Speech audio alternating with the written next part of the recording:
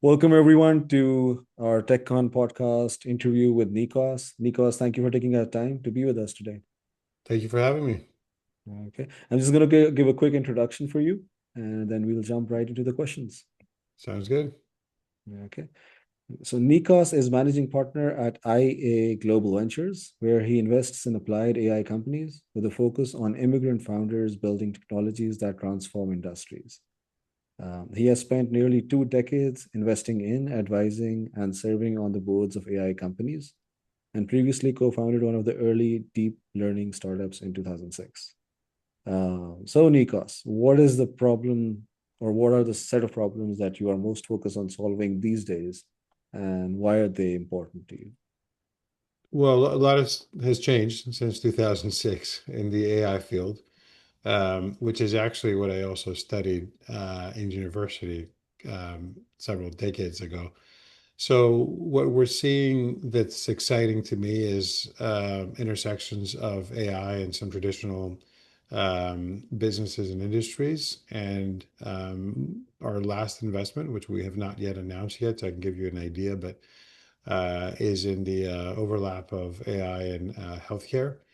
We're seeing some really great innovations happening around drug discovery, around customized medicines. The specific one that we just invested in is around a solution for diabetics when it comes to wound care. And this one's close to my heart because my father was a diabetic.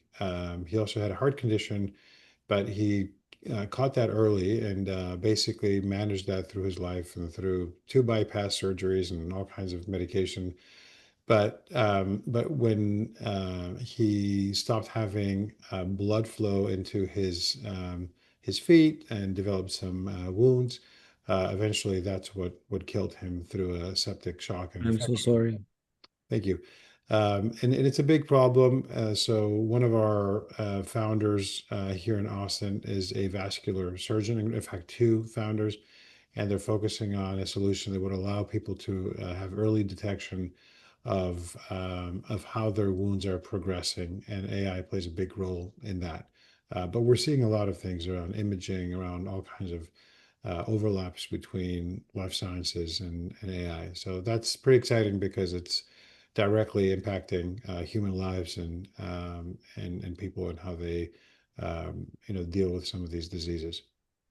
Very interesting. And from your vantage point within the AI and the life sciences overlap, um, what is changing fastest, perhaps, that people are underestimating? And perhaps you've already answered that a bit in the last question, but Yeah, I think, and I talked to a lot of people who are not deep into AI, but are experimenting with things. And like many technologies, and definitely the case for AI, we're on an exponential curve.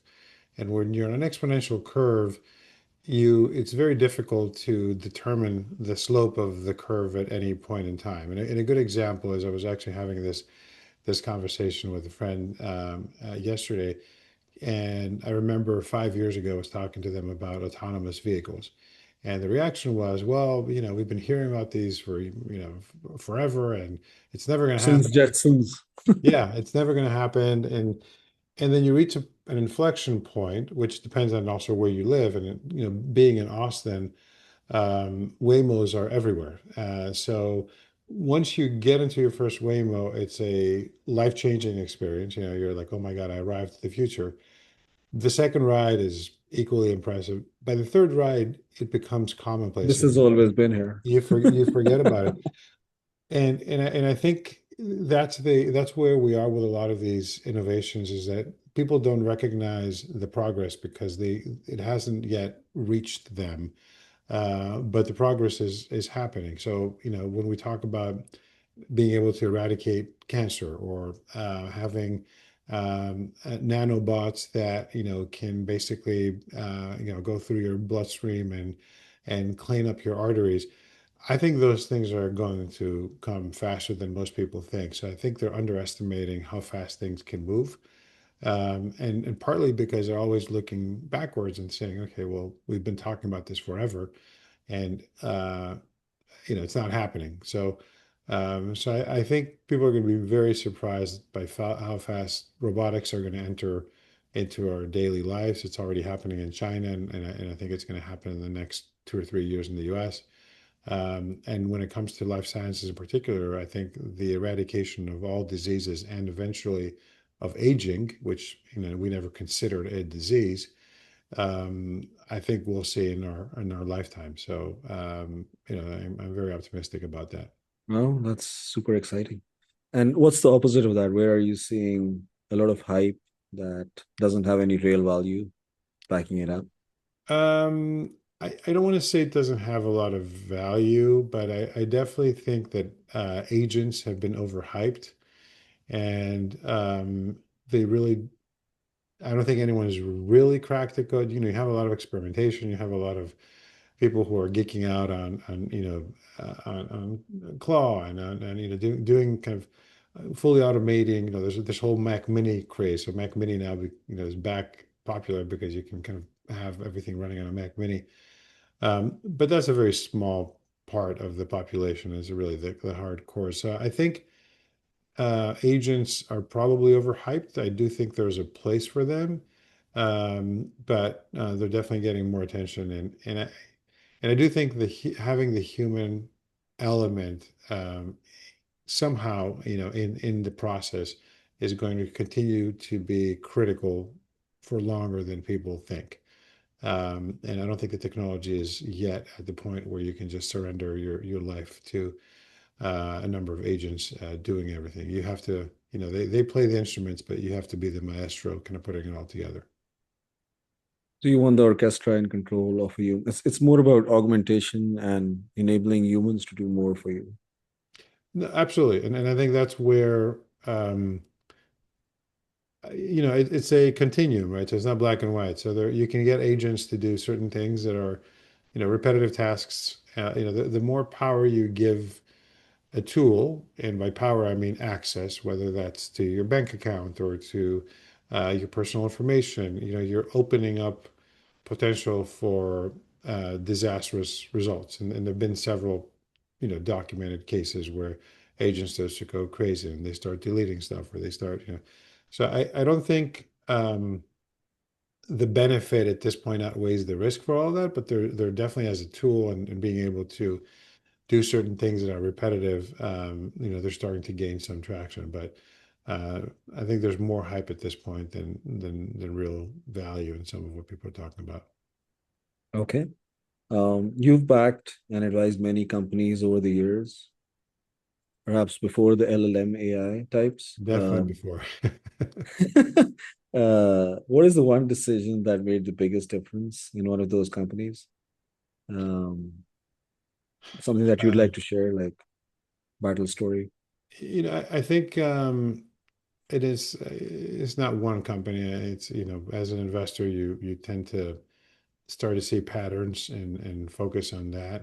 A lot of people think of investors as being able to see the future, and really what good investors are is being able to analyze the past and extract patterns because the technology might change. But I think the and this is not any nothing groundbreaking, but it is true and tried. But being able to step into the shoes of your customer and really do that in a way that you forget about the technology that you're building, and you try to figure out, what is the value that you are going to be providing. I think a lot of founders don't do that. And it's one of those things that just because you can build something doesn't mean that you should, doesn't mean it's going to have value. And their starting point is always, if you're building a software to do X, right? So you're looking at what other um, companies are out there, who else is building similar software with similar capabilities, and really, I think stepping outside of that and saying, okay, well, how are people doing things today? And sometimes it means not using software. I think that can create better opportunities and I'll give you a real example. So one of our companies is in they have a restaurant technology solution, And you have a lot of platforms right now where you can go online, like OpenTable and Resi and others, and make reservations, and or Yelp and get information.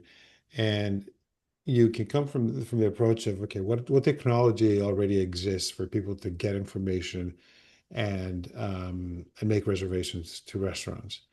And or you can take a different approach and say, how have people historically been doing this, and how do they, and look at some of that data. And when you look at the data, you'll see that obviously historically and even today, more than half the people will call up a restaurant and speak to the person at the front desk and ask questions that um, they might not be able to get off Yelp.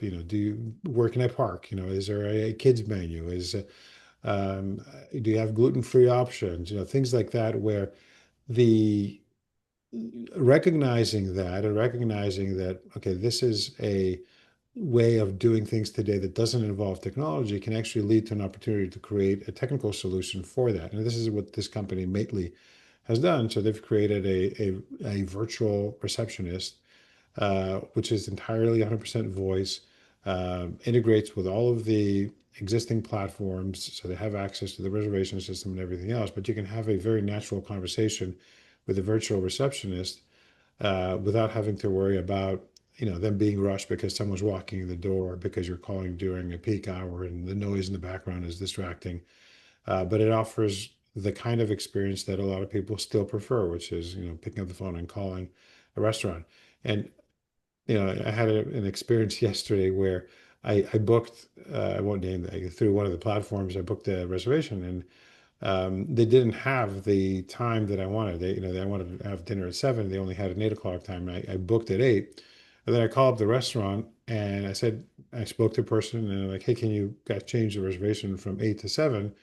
And they did it on the spot. So there's a lot of things still that are more real time, and having that ability to access that and speak to a person and not changing that experience so much actually makes a difference. I'm using a tablet to take notes now, called Remarkable, and the reason I like it is because it's as close to paper as I can get.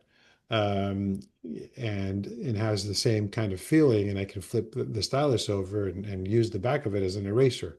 So it is a very highly technical solution, but the departure from what I used to do is not as big as even using an iPad, for example, to do the same thing.